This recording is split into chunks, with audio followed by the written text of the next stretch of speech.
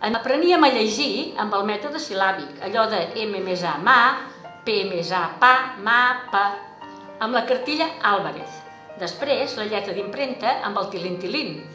I després, amb les enciclopèdies Álvarez, que hi havia 4 graus i que totes les assignatures estaven al mateix llibre. A la classe, Franco i José Antonio ens observaven tots seriosos des de la paret. Les nenes jugàvem al nostre pati a la cadeneta, al mocador, a corda, a soldat plantat, a palet, a trencar fil a la pudor, els nens a pilota, a boles amb els titracs, al tiro-liro i al bòlit. Les estufes eren també l'excusa perfecta per als últims cursos trobar-nos amb els nois, a l'anar a buscar, ells i nosaltres, la llenya al mateix magatzem. Les nenes anàvem amb trenes, faldilles i mitjons. Fa 50 anys, jo feia quart de primària, una nena, la Lina, filla dels masovers d'origen alemany del Mas de Gomis, es va presentar a classe en pantalons, per primera vegada a la història. Fins que al cap d'un temps, una senyoreta jove, la senyoreta Montserrat, ja va vindre ella en pantalons. Va ser el tret de sortida i de mica en mica el pantaló es va imposar. Les pel·lícules tenien un número de classificació, diguem-ne, moral. 1 i 2 era per tots els públics. 3, mayores de 18 años. 3R, mayores con reparos. I 4, gravemente peligrosa. No cal dir que si els pares es despistaven, tots buscàvem les 3 R's i les 4. Pels meus pares i avis, pagesos de tota la vida, gent treballadora i senzilla, jo els hi era un esforç. Però veient que de sempre jo volia estudiar per mestre, no s'ho van pensar gaire. Avui el meu record agraït va especialment per ells i també pels mestres que vaig tenir aquí a l'escola. El 1970 va haver una petita gran revolució, una nova llei d'educació, que va promoure el ministre Villar Palací. Va ser l'embrió de la famosa EGB, de molts de vosaltres. Implantava la coeducació. Era obligatori fins als 14 anys. Introduïa les matemàtiques modernes i un idioma estranger. Importava dels Estats Units una metodologia nova, les famoses fitxes. Al setembre del 72, recent acabada la carrera, vaig desestimar una plaça a l'Escola de Mestres de Tarragona perquè volia venir a ser mestre al meu poble i a la meva escola. Sempre n'he estat orgullosa d'això. Em varen adjudicar 6è d'EGB, que era el primer any que es feia segons la nova llei, amb nens i nenes adolescents per primer cop junts. Recordo a tots els alumnes i a tots amb afecte. Com us deia, aquest curs del 72 va anar força bé, amb els petits conflictes de cada dia. Obries la motxilla d'algun alumne no massa ordenat i sortien disparades les fitxes. Els alumnes, cansats que la situació no s'arreglés, van preparar una manifestació, la primera a la història de l'ensenyament al Alcover, amb una gran pancarta. A les 12 del migdia van venir a la plaça de l'Ajuntament. La mestra Vicky i jo mateixa, d'amagat de la direcció, ho vàrem consentir. Llàstima que es posés a ploure i la mani acabés com el rosari de l'Aurora. Però va sortir una bona crònica al diari Espanyol. Ja tens el senyor inspector que va pujar a ajustar cuentas a les 2 maestres subversives. Com a premi de tot, vàrem instituir al Alcover els llegendaris viatges de fi d'etapa o de curs, que encara duren. No vam anar a París, ni a Canàries, ni a Mallorca, no, sinó a Sòria. I bonic que va ser, I bé que ens ho vam passar.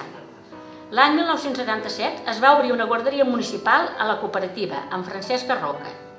Després l'escola va cedir uns terrenys a canvi de l'era de pessetes per obrir la llar d'infants Xiu-Xiu, que tan bon servei dona al poble. L'any 1984 va cessar per jubilació la directora Maria Teresa Pàmies i vaig sortir elegida directora pel claustre. Es va commemorar el 50è aniversari de l'escola. Per cert, als patis s'hi van estrenar els xiquets de la Vila del Alcover, de bon record. Es va inaugurar, després de molts treballs i entrebancs, la primera fase de l'escola nova. Va costar molt, i una vegada aconseguida ja es va començar a treballar per la segona fase, ara ja en ple funcionament, i que ha quedat petita. L'escola creix molt i entren les noves tecnologies i nous mètodes didàctics. Van ser anys molt intensos i de tornar a la lluita per aconseguir ara la secundària, l'ESO. Penseu que l'administració no dona mai res per les bones i tot s'ha d'aconseguir amb esforç. El claustre, l'AMPA i després l'Ajuntament van jugar molt fort on era necessari. A Tarragona, a Barcelona, a la Generalitat, van fer la segona manifestació de la història de l'ensenyament, ara els pares, no els alumnes. Una vegada obtinguda l'ESO, vaig deixar voluntàriament la direcció per tornar-me a dedicar íntegrament a la docència, estar amb els alumnes, que és el que sempre m'ha agradat. I arribem al 2009 amb 3 magnífics centres educatius, l'institut, l'escola i la llar amb una plantilla, aquí al poble, d'uns 80 professionals i uns 900 alumnes. Si aquell primer mestre avui aixequés el cap. Diuen que quan tot va bé és quan s'ha de deixar el vaixell. És el que jo he fet, encara que em dol. Enyoro l'olor tan especial de les classes. Enyoro els companys. I molt especialment enyoro els alumnes. Si ho pensem, la festa major és també un interval entre feina i feina, uns dies d'esbarjo, d'alegria, de rialles, de retrobar amics i parents, de reviure vivències d'anys passats, però no al pati de la guarderia, de l'escola o de l'Insti, sinó de retrobar-nos als carrers, a les places, a tot el poble. Alcoverenques i alcoverencs, em penso que alguns de vosaltres de per allà al darrere també comenceu a mirar els rellotges, senyal que ja no m'he d'allargar més i que s'apropa el moment de donar pas als actes de la nostra festa major. Aquí ara jo també us en posaré.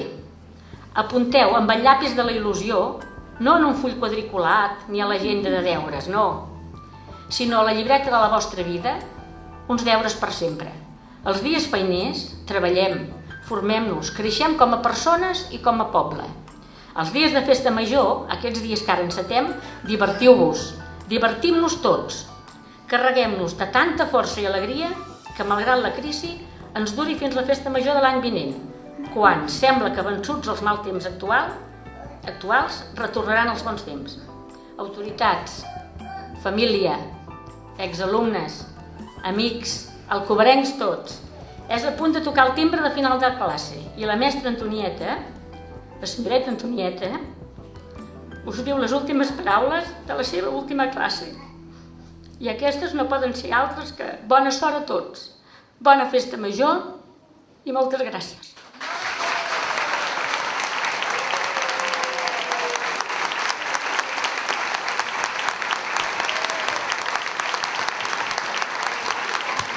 Emocionant, didàctic i entranyable. Felicitats per aquest magnífic pregó, Antonieta, i a tots vosaltres, representants d'entitats alcoverenques, professionals del món educatiu, veïns i veïnes, gràcies, moltes gràcies per haver assistit a aquest pregó i molt bona festa major a tots. Gràcies.